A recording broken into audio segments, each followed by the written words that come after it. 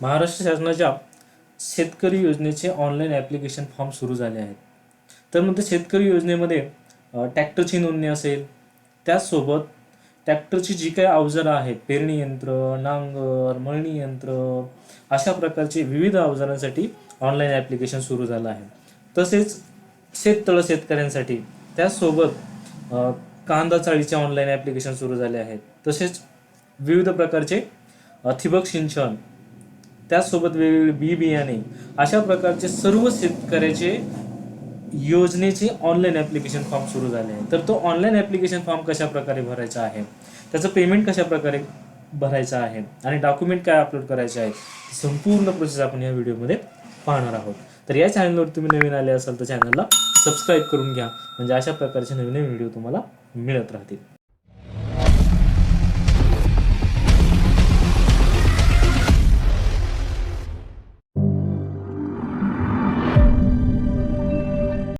तर हे महाराष्ट्र शासनाचे MHA-DBTचे अधिकृत वेब पोर्टल आहे.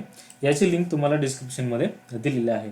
तर सुरुवातीला नवीन शेतकरी जर असेल तर त्याचं रजिस्ट्रेशन अगोदर करणं गरजेचं आहे. आणि ज्या शेतकऱ्याचं अगोदर रजिस्ट्रेशन आहे त्यांनी वापरकर्ता ID हे ऑप्शन घेऊन युजर नेम पासवर्ड टाकून लॉग इन करून तो लॉग इन करू शकतो, किंवा आधार नंबर टाकूनही ते लॉग इन होऊ शकतं. पण नवीन शेतकरी असेल तर फर्स्ट या होमपेजवरती आल्यानंतर नवीन अर्जदार नोंदणी या ऑप्शनला क्लिक करून घ्यायचं आहे. त्यासोबत इथून लँग्वेज आपण सिलेक्ट करू शकतो, इंग्लिश, मराठी, अशा कुठल्याही लँग्वेजमध्ये आपण फॉर्म भरू शकतो. तर नवीन अर्जदार नोंदणी नवीन शेतकऱ्यासाठी नोंदणी करणं गरजेचं आहे, म्हणून नवीन अर्जदार नोंदणी ऑप्शनला क्लिक करून घ्यायचे आहे. तर हा नवीन नोंदणी म्हणजे न्यू रजिस्ट्रेशनचा फॉर्म आपल्यासमोर येतोय. मग इथं अर्जदाराचं नाव, ॲप्लिकंट नेम म्हणजे शेतकऱ्याचं नाव किंवा जो अर्ज करत आहे त्याचं आपलं संपूर्ण नाव आपल्याला फिलअप करून घ्यायचं आहे. मग ते आधार प्रमाणे टाकू शकता किंवा जे काही नाव असेल ते नाव फिलअप करायचं. नंतर इथं वापरकर्त्याचा नाव म्हणजे युजर नेम आपण तयार करू शकतो. मग त्याचा आधार नंबरही टाकू शकता किंवा त्याचं नाव किंवा काय जो युजर नेम तयार करायचा आहे तो करू शकता. कमीत कमी 4 अंकी आणि मॅक्झिमम 15 अक्षरी तो असावा, त्याच्या पुढं चालत नाही.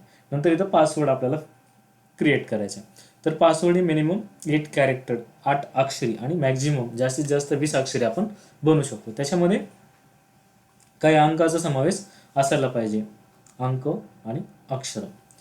मग पासवर्ड पुन्हा टाका, म्हणजे इथं पासवर्ड क्रिएट केला तोच आपल्याला कन्फर्म पासवर्ड पुन्हा टाकामध्ये तो फिलअप करून घ्यायचा आहे. आणि हे फिलअप करून झाल्यानंतर स्क्रोल करून खाली घ्यायचं आहे. स्क्रोल करून खाली घेतल्यानंतर इथे ईमेल ID आपल्याला व्हेरीफाय करायचा आहे आणि मोबाईल नंबर इथे व्हेरीफाय करायचा आहे. तर ईमेल ID कंपल्सरी नाही आहे, मोबाईल हा व्हेरीफाय करणं कंपल्सरी आहे. तर इथं मोबाईल नंबर फिलअप करून मोबाईल क्रमांकाची सत्यता तपासा म्हणजेच व्हेरीफाय करा या ऑप्शनला क्लिक करायची. या ऑप्शनला क्लिक केल्यानंतर आपल्या फिलअप केलेल्या मोबाईल नंबरवरती एक OTP जातो. तो OTP इथं फिलअप करून मोबाईल क्रमांकाचा OTP तपासा म्हणजे मोबाईल व्हेरीफाय या ऑप्शनला क्लिक करायचे आहे. तर हा 6 अंकी OTP फिलअप करून मोबाईल क्रमांकाचा OTP तपासा या ऑप्शनला क्लिक करायचे. नंतर सक्सेसफुली व्हेरिफिकेशन झालं आहे, यशस्वीरित्या केले गेले असा एक मेसेज येतो आणि ओके ऑप्शनला क्लिक करायचे आहे. नंतर इथे कॅप्चा आहे तसा दिलेल्या चौकटीमध्ये फिलअप करायचा आहे आणि नोंदणी करा या ऑप्शनला क्लिक करायचे आहे. रजिस्ट्रेशन सक्सेसफुली झाल्यानंतर इथं अर्जदार लॉग इनमध्ये वापरकर्ता ID म्हणजे आपला जो युजर नेम टाकला होता तिथं रजिस्ट्रेशन करताना ते युजर नेम आणि पासवर्ड क्रिएट केला तो पासवर्ड टाकायचा आहे, कॅप्चा टाकायचा आहे आणि लॉग इन ऑप्शनला क्लिक करायचं आहे. किंवा आधार क्रमांक हे ऑप्शन घेऊन आधार क्रमांक इथं फिलअप करून OTP किंवा बायोमेट्रिकने पण आपण लॉग इन करू शकतो. पण रजिस्ट्रेशन केल्यानंतर जो युजर नेम पासवर्ड आला आहे तो पासवर्ड फिलअप करून लॉग इन करून घ्यायचा आहे. लॉग इन झाल्यानंतर हे असं पेज प्रोफाईलचं आपल्याला दिसतं आहे. तर सुरुवातीला कुठली स्कीम ॲप्लाय करण्याच्या अगोदर, कुठली योजना ॲप्लिकेशन करण्याच्या अगोदर वैयक्तिक तपशीलमध्ये प्रोफाईल 100% क्रिएशन करणं गरजेचं आहे. तर चला आता प्रोफाईल कसं क्रिएट करायचं ते अगोदर आपण समजून घेऊया. प्रोफाईल क्रिएशन करत असताना जमिनीचा 7/12 बँकेचं पुस्तक ही डिटेल असणं गरजेचं आहे. तर अगोदर वैयक्तिक तपशील या ऑप्शनला क्लिक करून प्रोफाईल क्रिएट करायची आहे, त्याच्यावरती क्लिक करून घ्यायची. प्रोफाईलवरती क्लिक केल्यानंतर 3 स्टेप इथून पुढच्या खूप आणि खूपच महत्त्वाच्या आहेत, तर त्या लक्ष देऊन आपल्याला समजून घ्यायच्या आहेत. तर पहिली स्टेप आहे वैयक्तिक माहितीची. याच्यामध्ये पर्सनल डिटेल, वैयक्तिक माहिती सगळी इथं फिलअप करून घ्यायची आहे. नंतर पत्ता म्हणजे तुमचा जो काय ॲड्रेस आहे, परमनंट ॲड्रेस आहे, कायमस्वरूपीचा पत्ता आहे, तो इथं फिलअप करून घ्यायचा. आणि तिसरी स्टेप आहे शेत जमिनीचा तपशील, म्हणजे आपली जी काही जमीन आहे त्या पूर्ण जमिनीचा तपशील आपल्याला फिलअप करायचा. तर फर्स्ट वैयक्तिक माहिती ही स्टेप आपल्याला कंप्लीट करायची.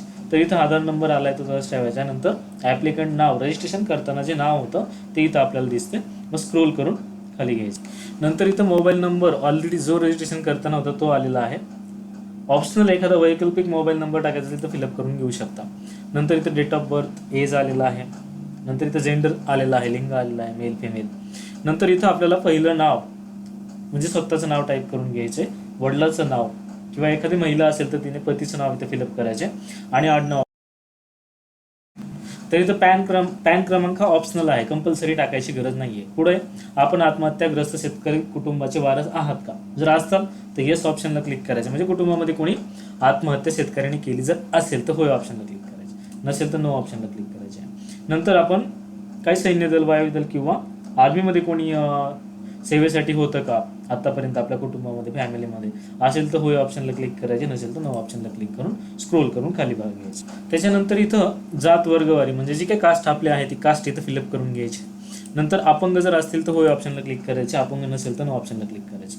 आपली जी काही बँक खाते आहे, बँक क्रमांक आहे, त्याला आधार नंबर किंवा आधार कार्ड हे लिंक असणं खूप गरजेचं आहे. आणि जर ते नसेल तर आपण बँकेमध्ये जाऊन आपण ते आधार लिंक करून घ्यायचं आहे. त्याच्यानंतर इथं तुमचे आधार जोडलेले बँक खाते, एक जनधन खाते किंवा त्या खात्याला काही लिमिट आहे का, मर्यादा आहेत का मनी ट्रान्सफर करण्यासाठी किंवा विड्रॉल करण्यासाठी, असेल तर येस ऑप्शनला क्लिक करायचं, म्हणजे जनधनचं खातं असेल तर. नसेल तर सेव्हिंग असेल तर नो ऑप्शनला क्लिक करून टाकायचं. नंतर इथं बँकेचा जो काही खाते नंबर आहे, अकाउंट नंबर आहे, तो फिलअप करायचा आहे. नंतर इथं IFSC कोड टाकायचा आहे आणि IFSC कोड टाकल्यानंतर शाखेचं नाव, ब्रँचचं नाव हे ऑटोमॅटिक येते आणि इथं या बॉक्समध्ये टिक करून जतन करा या ऑप्शनला क्लिक करायचे आहे. जतन करायच्या अगोदर संपूर्ण डिटेल भरलेली व्यवस्थित फिलअप करून मग जतन करा, सेव्ह करा या ऑप्शनला क्लिक करायचे आहे. नंतर ही एक स्टेप झाल्यानंतर पुढचा आहे पत्ता, ॲड्रेस आपल्याला फिलअप करायचा, त्याच्यावरती क्लिक करायचे. पत्त्यावरती क्लिक केल्यानंतर इथं कायमचा पत्ता म्हणजे आपला परमनंट ॲड्रेस जो आहे, मुक्काम पोस्ट, ॲट पोस्ट, तालुका, ते खूप संपूर्ण डिटेल इथं भरायचे. नंतर इथं स्टेट येते, नंतर इथं डिस्ट्रिक्ट सिलेक्ट करायचे, नंतर इथं तालुका, तसेच इथं शहर किंवा तुमचं जे काही गाव आहे ते गाव इथं टाकून घ्यायचे. नंतर इथं पिनकोड टाकायचा आपल्या गावाचा, जो काय असेल 410203 काय जो असेल तो. नंतर हाच कायमचा पत्ता, जो पत्रव्यवहाराचा पत्ता आणि कायमचा पत्ता जर एकच असेल तर होय ऑप्शनला क्लिक करायचे आणि हा वेगवेगळा असेल तर नो ऑप्शनला क्लिक करायचे. ॲड्रेस सेम असेल तर आहे तसा ॲड्रेस खाली, परमनंट ॲड्रेस जर सेम असेल तर होय ऑप्शनला क्लिक केल्यानंतर आहे तसा ॲड्रेस ऑटोमॅटिकली येतो आहे. मग जतन करा या ऑप्शनला क्लिक करायचे आहे. जतन करा या ऑप्शनला क्लिक केल्यानंतर तिसरी स्टेप महत्त्वाची आहे, शेत जमिनीचा तपशील, तो आपल्याला फिलअप करून घ्यायचा आहे. मग त्याच्यावरती पुन्हा क्लिक करायची. तरी शेवटची स्टेप भरत असताना, फिलअप करत असताना आपल्याकडे त्या शेतकऱ्याचा जमिनीचा जो आटा आहे तो आट आणि सगळे सातबारे आपल्याकडे असणं गरजेचं आहे, त्याच्याशिवाय फिलअप नाही करता येणार. तर पहिला आहे आपल्याकडे एकापेक्षा अधिक गावामध्ये जमीन आहे का, असेल तर होय ऑप्शनला क्लिक करायचं आहे, नसेल तर नो ऑप्शनला क्लिक करायचं. नंतर इथं स्टेट घ्यायचे, नंतर जे डिस्ट्रिक्ट सिलेक्ट करून घ्यायचे, तालुका सिलेक्ट करायचे आणि इथं गाव जे जमिनीचं जिथं जमीन आहे ते गाव सिलेक्ट करून घ्यायचं. ते सिलेक्ट करून घेतल्यानंतर इथं आटचा खाते क्रमांक आणि त्या आटवरती टोटल जमीन किती आहे ते जमीन इथं हेक्टर इथं आणि इथं आर म्हणजे इथं गुंठ्यामध्ये आपल्याला ते फिलअप करून घ्यायचं आहे. तर ही संपूर्ण आटची डिटेल झाल्यानंतर खाली सातबाऱ्याचा तपशील आपल्याला फिलअप करून घ्यायचा आहे, ते स्क्रोल करून घ्यायचे.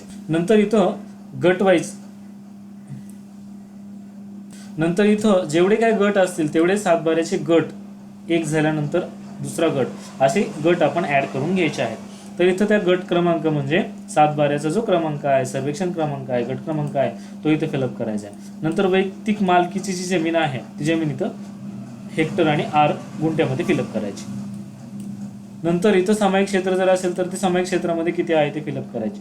सिंचनाखालील क्षेत्र म्हणजे पाण्याखाली किती आहे ते हेक्टरमध्ये आणि इथं गुंठ्यामध्ये फिलअप करायचे. नुसतं गुंठे असतील 40 गुंठे 30 गुंठे तर इथं आर मध्ये ते फिलअप करायचे. आणि फिलअप केल्यानंतर इथं जमिनीचा तपशील जतन करा या ऑप्शनवरती क्लिक करायचे.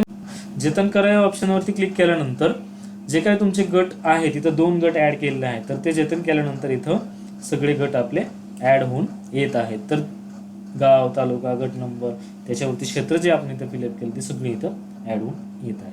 हे कम्प्लिटली झाल्यानंतर आपलं जे काय प्रोफाईल आहे ते प्रोफाईल 100% झाले का ते चेक करून घ्यायचं. तर स्क्रोल करून घेतल्यानंतर वरती इथं बघा प्रोफाईलची संपूर्णता, तर इथं 100% प्रोफाईल आपलं क्रिएशन कम्प्लिटली झालं आहे. तर हे प्रोफाईल 100% झाल्यानंतर आपण आपल्या पुढच्या ज्या योजना आहेत त्या योजना ॲप्लाय करू शकतो.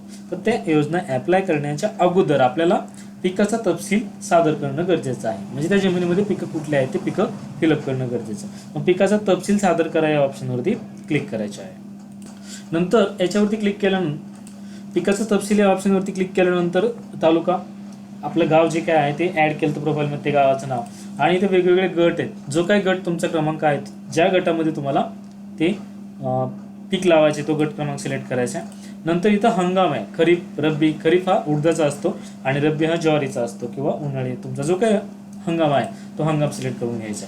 हंगाम सिलेक्ट करून झाल्यानंतर इथं पीक काय आहे, तर मग फळं असतील किंवा अन्नधान्याचं पीक असेल, जे काही तुमचे असतील, उदाहरणार्थ ज्वारी आहे किंवा फळबाग असेल तर फळपिके घेऊ शकता. ते फळ सिलेक्ट करून किंवा पीक सिलेक्ट करून पिकाचा समावेश करा या ऑप्शनवरती क्लिक करायचे आहे. या ऑप्शनवरती क्लिक केल्यानंतर इथं खाली ॲड झालेलं आपल्याला दिसत आहे. अशा पद्धतीने पिकाचा तपशील अगोदर ॲप्लिकेशन करण्याच्या अगोदर ॲड करून घ्यायचा आहे प्रोफाईल झाल्यानंतर. तर आता पुढची स्टेप काय, तर पहिलं आपण वैयक्तिक तपशील फिलअप करून घेतला, नंतर पिकाचा तपशील फिलअप करून घेतला, आणि आता पुन्हा मुख्य पृष्ठावरती क्लिक करायचे आहे. मुख्य पृष्ठावरती क्लिक केल्यानंतर अशी प्रोफाईलची स्थिती आणि असं येत आहे. तर इथं अर्ज करा या ऑप्शनवरती क्लिक करायचे आहे. अर्ज करा या ऑप्शनवरती क्लिक केल्यानंतर इथं 4 ते 5 स्टेप आहेत. तर पहिला आहे कृषी यांत्रिकीकरण, म्हणजे ह्याच्यामध्ये आपण ट्रॅक्टर किंवा ट्रॅक्टरची अवजारं किंवा जे काही मनुष्यचलित आहे त्यांची अवजारं आहेत ते सगळ्या प्रकारची कृषी यांत्रिकीकरण इथं फिलअप करू शकतो. नंतर इथं सिंचन व साधनामध्ये आपलं जे काही ठिबक सिंचन आहे, तुषार सिंचन आहे, ते सगळं इथं आपण बाबी निवडून ते ॲड करायचे. नंतर बी बियाणं आहेत ते त्याच्यासाठी इथून आपण अप्लाय करू शकतो. आणि इथं फलोत्पादनामध्ये भाऊसाहेब फुंडकर फळबाग योजना आहे किंवा कांदा साळा आहे, हे सगळं आपण इथं फिलअप करू शकतो. तर सुरुवातीला ट्रॅक्टर एखाद्याला ॲप्लिकेशन करायचं आहे तर कृषी यांत्रिकीकरणामध्ये गेल्यानंतर बाबी निवडा या ऑप्शनला क्लिक करायचे. या ऑप्शनला क्लिक केल्यानंतर इथं आपल्याला कृषी यंत्र अवजारांच्या खरेदीसाठी अर्थसहाय्य पाहिजे का भाडे तत्वावर पाहिजे, तर हे पहिलं ऑप्शन घ्यायचं आहे. नंतर इथं तपशील, मग तुम्हाला ऊस तोडणी यंत्र पाहिजे, ट्रॅक्टर पाहिजे किंवा कुठलंही यंत्र पाहिजे ते इथं सिलेक्ट करून घ्यायचं आहे. तर खूप आहेत, बैलचलित आहेत, मनुष्यचलित वेगवेगळे अवजार आहेत. मग बैलचलित म्हणजे बैलांची पेरणी, नांगर जे काय असेल तिथे घ्यायचं. उदाहरणार्थ आपण मग ट्रॅक्टर हे ऑप्शन सिलेक्ट केलं. नंतर इथं त्याच्यामध्ये 2WD 4WD म्हणजे लहान ट्रॅक्टर हवा असेल तर हे घ्यायचे, मोठा हवा असेल तर 4WD घ्यायचा. नंतर ह्याच्यामध्ये पुन्हा त्याच्यामध्ये 31 ते 40 HP पाहिजे का 41 ते 70 HP पाहिजे का 8 ते 30 पाहिजे. मग 8 ते 30 हा लहान आहे, तो लहान असेल तर हा घेऊ शकतो. आणि हे सगळं फिलअप करून झाल्यानंतर या बॉक्समध्ये टिक करायचं आहे आणि जतन करा या ऑप्शनला क्लिक करून घ्यायचं आहे. नंतर ह्याच्यामध्येच ट्रॅक्टरचे काही अवजारं पाहिजे असतील तर ट्रॅक्टर पॉवर टिलर चलित अवजार या ऑप्शनला क्लिक करायचे. नंतर इथं अवजार कुठल्या HP मध्ये पाहिजे असतील, उदाहरणार्थ लहान ट्रॅक्टरला 20 HP पेक्षा, मोठ्या ट्रॅक्टरसाठी 35 HP पेक्षा जास्त आहे तरी सिलेक्ट करून घ्यायचे. नंतर इथं अवजाराचं नाव आहे, उदाहरणार्थ नांगर आहे, पेरणी यंत्र आहे, पेरणी व लागवड यंत्र आहे, जे तुम्हाला यंत्र हवंय ते आपण इथं सिलेक्ट करू शकतो. किंवा मळणी यंत्र आहे, स्कोर करून खाली घेतल्यानंतर सगळी यंत्र आपल्याला इथं दिसत आहेत. ते यंत्र सिलेक्ट करायचे आणि मशीनचा प्रकार, उदाहरणार्थ मळणी यंत्र घेतला तर मळणी यंत्रामध्ये मग ते उपनळी पंखा आहे, बहुपीक मळणी यंत्र आहे, भात मळणी यंत्र आहे, कुठलं मळणी यंत्र पाहिजे ते सिलेक्ट करून जतन करा या ऑप्शनला क्लिक करायचं. जतन करा या ऑप्शनला क्लिक केल्यानंतर इथं खाली ॲड आपलं झालेलं आहे ते इथं दिसतं आहे. हे ॲड झाल्यानंतर आता पुढची प्रोसेस काय ते खूप महत्त्वाचं आहे. नंतर हे ॲड झाल्यानंतर वरती पुन्हा मुख्य पृष्ठाला क्लिक करायचे आहे. मुख्य पृष्ठाला क्लिक केल्यानंतर पुन्हा अर्ज करा. मग ट्रॅक्टरच्या व्यतिरिक्त तुम्हाला जर सिंचनामध्ये ठिबक किंवा काही असेल तर इथं बाबी निवडा या ऑप्शनला क्लिक करायचे आहे. आणि ह्याच्यामध्ये मग इथं आपला तालुका शहर येत आहे. नंतर इथं घटक निवडायचा, सिंचन साधने. मग ह्याच्यामध्ये ठिबक सिंचन, तुषार सिंचन, जे आपल्याला पाहिजे ते सिलेक्ट करायचे. नंतर त्याचा उपघटक पाहिजे, इनलाईन पाहिजे का आउटलाईन ते सिलेक्ट करायचे. नंतर त्याची साईज, पिकाची जी काही साईज आहे त्या अंतर पिकामधलं सिलेक्ट करून घ्यायचं आहे. नंतर हंगाम सिलेक्ट करायचा आणि पीक जे आपण ॲड केलेलं आहे ते ॲड केलेलं पीक सिलेक्ट करायचे आणि या बॉक्समध्ये टिक करून सबमिट करायचं आहे. त्याच्यामध्ये पुन्हा इथं आपलं जी जमीन आहे त्या जमिनीमध्ये अंतर किती आहे किंवा क्षेत्र किती आहे ते सगळं इथं सिलेक्ट करून या बॉक्समध्ये क्लिक करून जतन करा या ऑप्शनला क्लिक करायचं आहे. नंतर पुन्हा मुख्य पृष्ठाला आल्यानंतर अर्ज करामध्ये सेम आपल्याला बी बियाणं पाहिजे असतील तर बाबी निवडा या ऑप्शनवरती क्लिक, बाबी निवडा या ऑप्शनला क्लिक करून बी बियाणं सिलेक्ट करून घ्यायचं आहे. नंतर फल उत्पादनामध्ये आपल्याला जर कांदा चाळ आणि भाऊसाहेब फुंडकर योजना फळ पिकं लावायचं असेल तर बाबी निवडा या ऑप्शनवरती क्लिक करून ते आपण लावू शकतो. नंतर इथं वैयक्तिक शेततळे काही तुम्हाला ॲड करायचं असेल तर इथून आपण ते ॲड करून घ्यायचं आहे. हे सगळं ॲड झाल्यानंतर पुन्हा मुख्य पृष्ठावरती जायचं आहे. सगळं ॲड करून झाल्यानंतर इथं अर्ज सादर करा या ऑप्शनला क्लिक करायचे, अर्ज करा या ऑप्शनला क्लिक करायचे आहे. या ऑप्शनला क्लिक केल्यानंतर आपण ॲड झालेल्या जे काही ॲड केलेल्या स्कीम आहेत त्या इथं दिसतात. पहा ऑप्शनला क्लिक करायचे. पहा ऑप्शनला क्लिक केल्यानंतर इथं ॲड केलेल्या योजना दिसत आहेत. इथं प्राधान्य क्रमांक द्यायचा आहे, म्हणजे त्याला प्रेफरन्स द्यायचा आहे. 1 नंबर, 2 नंबर, 3 नंबर, तुम्हाला कुठली स्कीम महत्त्वाची आहे. आणि पुन्हा या बॉक्समध्ये क्लिक करून अर्ज सादर करा या ऑप्शनला क्लिक करायचे आहे. अर्ज सादर करा या ऑप्शनला क्लिक केल्यानंतर मेक पेमेंटचे ऑप्शन येते. तर इथं आपलं ॲप्लिकेशन आय डी, आपलं नाव, ईमेल आय डी आणि जी काही रक्कम आहे आपल्याला ती ऑनलाईन पेड करायची आहे ती इथं 23.60 रुपये एवढं टोटल अमाऊंट आलेलं आहे. तर मेक पेमेंट या ऑप्शनला क्लिक करायचे आहे. मेक पेमेंट या ऑप्शनला क्लिक केल्यानंतर इथं 4 प्रकारचे ऑप्शन आहेत पेमेंट करण्याचे. वॉलेट म्हणून करू शकता, net banking, credit debit card किंवा IMPS म्हणून पण आपण करू शकतो. तर फोनपे, गुगल पे द्वारे पण आपण करू शकतो. तर ते करायचं असेल तर क्रेडिट डेबिट कार्ड या ऑप्शनला क्लिक करायचे आहे. नंतर पे गव्हर्नमेंट या ऑप्शनला क्लिक करायचे आणि प्रोसीड फॉर पेमेंट या ऑप्शनला क्लिक करायचे आहे. या ऑप्शनला क्लिक केल्यानंतर इथं वेगवेगळ्या प्रकारचे ऑप्शन येत आहेत. तर नेट बँकिंगने किंवा क्रेडिट डेबिट कार्डने किंवा QR कोडनी आपण पेमेंट करू शकतो किंवा वॉलेट किंवा आपल्या फोनपे, गुगल पेचा UPI ID टाकून किंवा हा कोड स्कॅन करून आपण पेमेंट करू शकतो. तर UPI ऑप्शनला क्लिक केल्यानंतर शो कोड या ऑप्शनला क्लिक करायचे आहे. तर इथं हा QR कोड आला आहे. तर आपल्या फोनपे किंवा गुगल पेमध्ये हा QR कोड स्कॅन करून 4.35 मिनिटामध्ये आपल्याला पेमेंट करायचे आहे.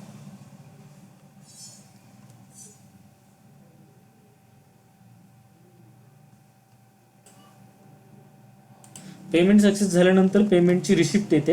याची प्रिंट आपल्याला काढायची असेल तर प्रिंट रिसिप्ट या ऑप्शनला क्लिक करून आपण प्रिंट ही घेऊ शकतो. त्यासोबत पेमेंट झालेलं किंवा पूर्ण आपण अर्ज केलेली सगळी डिटेल पाहायची असेल तर मी अर्ज केलेल्या बाबी या ऑप्शनला क्लिक करायचे. या ऑप्शनला क्लिक केल्यानंतर इथं 4 ऑप्शन आहेत. अर्जाची प्रलंबित फी, जर आपण पेमेंट केलेलं नसेल तर इथं आपला ॲप्लिकेशन फॉर्म दिसतो. आणि पेमेंट झाल्यानंतर छाननी अंतर्गत अर्ज या ऑप्शनला क्लिक करून आपल्याला फीची पावती पाहिजे असेल तर फीची पावती या ऑप्शनला क्लिक करून आपण इथून ती फीची पावती रिसिप्ट आपण प्रिंट देऊ शकतो.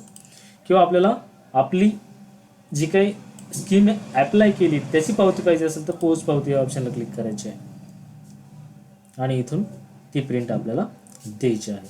अशा प्रकारे वेगवेगळ्या स्कीम आपल्याला ॲड करून फॉर्म भरायचे आहेत.